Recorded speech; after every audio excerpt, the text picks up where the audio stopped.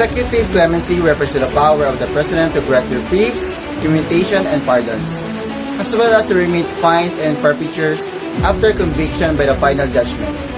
As stated in Section 19, Article 7 of the 1987 Constitution, it is generally exercised by the Chief Executive with the concurrence of Congress.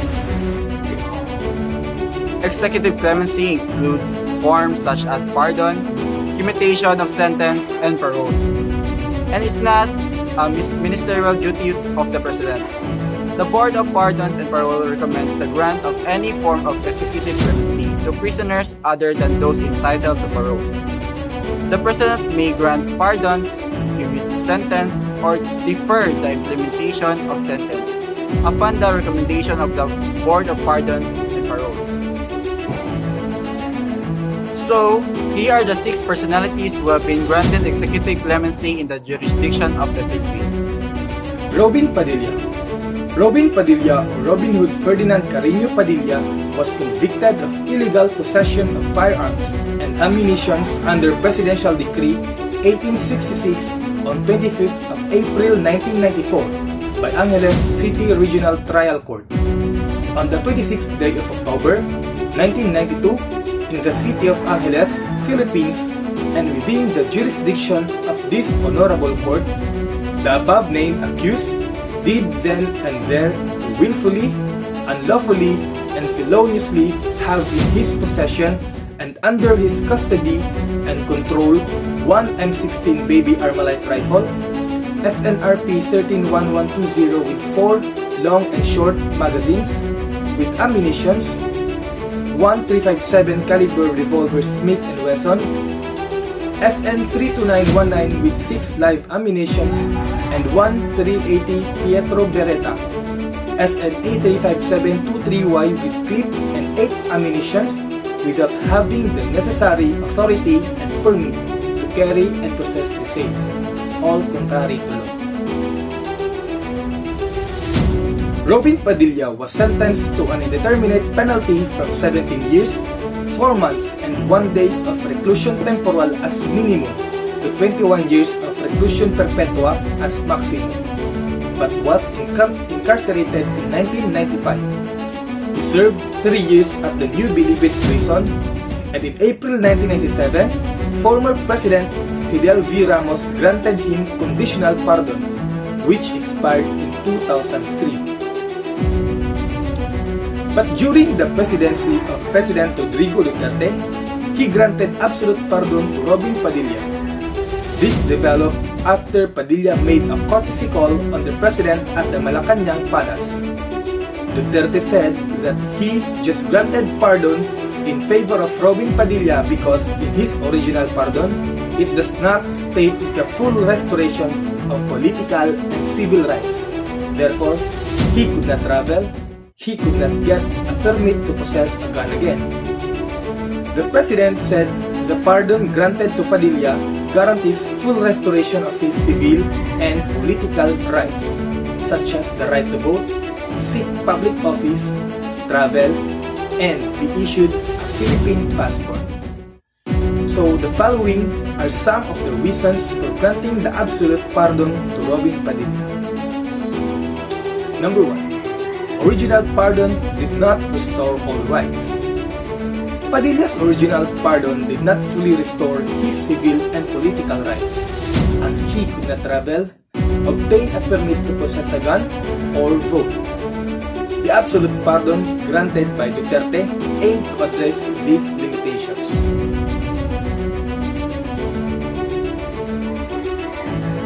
Number 2. Presidential clemency. Duterte had the authority to grant executive clemency, including pardon to convicts who were of old age or had served a maximum sentence. Padilla fell into the category of convicts who had served his time and was eligible for a pardon. The third one, Duterte's stance on the crime.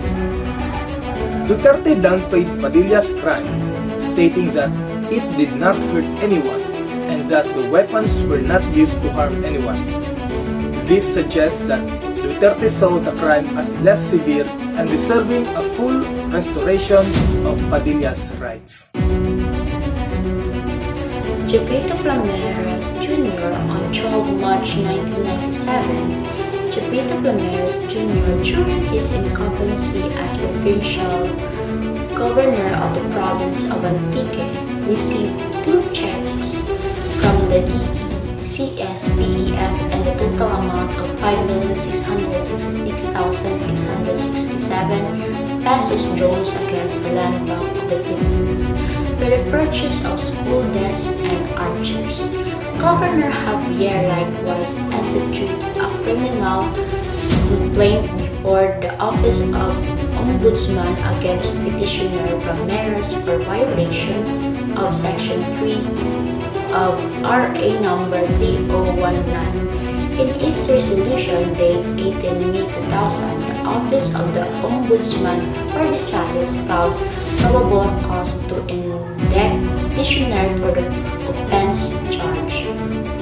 It concluded, among others, that the purchase of 1,356 desks and 5,246 armchairs by the province of Antique was made in appropriate violations of existing rules and regulations as evident by the following facts. Payment was made before the desk and chair were delivered. Procurement was made without required authorization from the provincial school board. Proper procedure was disregarded, there being no bidding process. As a result thereof, delivery of desk and armchair was delayed, and the said desk and armchair delivery are defective. Moreover, the remaining 3,468 desks and chair amounting to 2,697,168 have not been delivered by the supplier despite demands.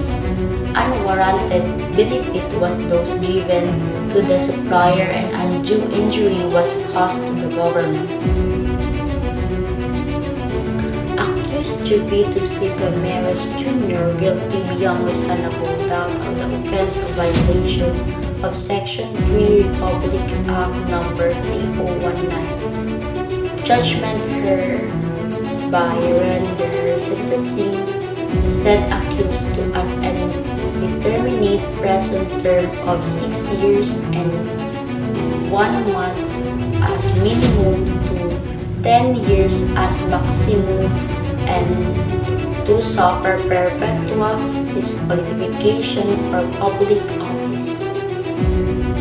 However, President Duterte has granted conditional pardon of former Antique Governor and Representative Chubito Plameras Jr. who was convicted of rape in 2008. For the pardon to take effect, Plameras has to pay Antique Provincial Government 2.65 billion according to the order date December 8, 2016, which was released by the Office of the President. Through his lawyer, Plameras, 82 years old, sued Executive Clemency citing his age and health condition. In an interview, lawyer Antonio Alcantara, legal counsel of Plameras, said his client could not stand and walk on his own since half of his body is paralyzed. The governor's blood pressure has been fluctuating.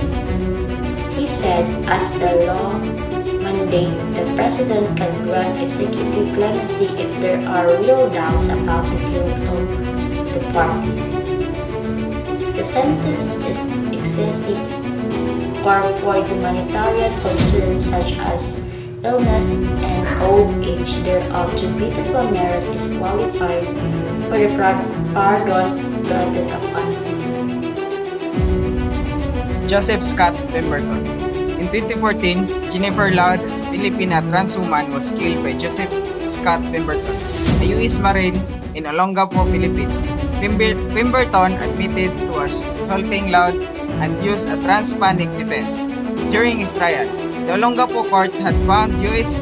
Marine Joseph Scott Pemberton guilty beyond reasonable doubt of homicide in the death of Filipino transgender woman Jennifer Loud.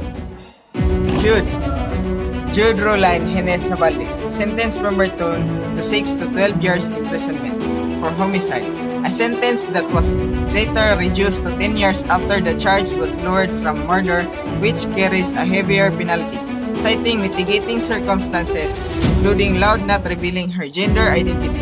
The court heard that Pemberton and Loud, who dressed and passed of herself as a woman, agreed to have sex after meeting, but that drunken Marine turned violent when he discovered Loud had a male genitals. Prosecutors sought the more serious charge of murder, but the judge at the time downgraded the charge because the element tertiary had not been approved. However, in September 2020, Philippines President Roa Rodrigo Duterte granted Pemberton an absolute pardon, leading to his deportation to the United States. The President's prerogative of clemency exists to correct mistake made in a flawed judicial proceeding. The killing of Jennifer Loud, however, was carried out with blatant disregard for her life and dignity and proven in a court of law. The President's decision to pardon Pemberton is ultimately an act of impunity and impediment to obtaining justice. Joseph Scott Pemberton was qualified for a pardon in Philippines for several reasons. Number 1 is good behavior. The Olongapo court ordered Pemberton early release based on the time credit he supposedly earned for his alleged good behavior. Presidential prerogative. The President of the Philippines has the authority to grant clemency, which includes pardoning. Convicts President Rodrigo Duterte exercised this authority when he granted Pemberton as an absolute pardon. Number 3. No report of bad behavior. Duterte argued that there were no reports that Pemberton had behaved badly in prison and his Philippines relations. The pardon was seen as the gestures to advance the Philippines' foreign policy of being an enemies to none, as it demonstrated the country's willingness to be fair to foreigners. Jaime Tadeo. Premises considered, the court finds accused Jaime Tadeo guilty beyond reasonable doubt as principal of the crime of estafa, as charged in the information, and hereby sentences him to suffer an indeterminate period of imprisonment of 6 years and 1 day to 8 years of prison minor, as minimum to 10 years and 1 day to 12 years of prison minor, as maximum, and all the accessory penalties provided by law, with cause the official. Tadeo was a leader of Kilusamang Bukidang Pilipinas and was charged with swindling during the martial law era under President Ferdinand Marcos. Tadeo is also an agrarian reform advocate. In 1998, Jaime Tadeo was granted a full presidential pardon by then President Fidel Ramos. Jaime Tadeo was qualified for pardon due to his involvement in agrarian reform advocacy and perceived political nature of the charges against him. Former President Fidel Ramos granted him a full presidential pardon and support full farmer empowerment. Tadeo had been jailed in 1990 for what he described as trumped up charges of swindling, which were filed during the Marcos martial law regime and later revived during the Aquino administration. His imprisonment was seen as politically motivated, and his pardon was a gesture of support of his advocacy work and the perceived injustice of his case. Antonio Trillanes IV. Antonio Trillanes, a former Navy officer and a senator, was charged after being involved in a Oakwood incident. along with his comrades, with coup d'etat defined under Article 134-A of the Revised Penal Code before the Regional Trial Court of Makati. According to the information received on September 25, 2018 at around 3 p.m., police officer led by Metro Manila Police Chief arrested Mr. Trillanes in the Senate parking lot and took him to the Makati Police Station. After Makati Regional Trial Court or RTC, Branch 150 ordered his arrest based on Department of Justice request. Mr. Trillanes was charged with rebellion under Republic Act No. 968, an act punishing the crime of coup d'etat by amending Article 134, 135, and 136 of the Revised Penal Code. At around 5 p.m., he was released on bail of 200,000 pesos. However, Antonio Trillanes was granted amnesty in 2011 under President Benigno Aquino III for his involvement in 3 coup attempts in 2003, 2007, and 2008. The amnesty was granted through Proclamation No. 75, which was concurred in by both chambers of Congress in December 2010. Trillanes formally applied for amnesty in January 2011 within the application period. The conditions for Antonio Trillanes' amnesty were outlined in Proclamation No. 75, which was signed by then President Benigno Aquino III in November 2010. The amnesty was granted to Trillanes and other mutineers involved in the 2003 Oakwood Mutiny and the 2000 Manila Aquino Mutiny. The condition for amnesty included: Number 1. Formal application. Trillanes had to submit a formal application for amnesty, which he did in January 2011 with the application period. 2. Admission of guilt. In his application form, Trillanes had to admit to his involvement, participation of and guilt in the Oakwood Mutiny and the Manila Mutiny. Number 3. Compliance with amnesty terms. Trillanes was required to comply with the terms and conditions set forth in the amnesty proclamation. Joseph Estrada. On September 12, 2007, the Sandigan Bayan convicted former President Joseph Estrada, a former President of the Republic of the Philippines, for the crime of plunder in criminal case number 26558 entitled People of the Philippines versus Joseph Ercito Estrada et al.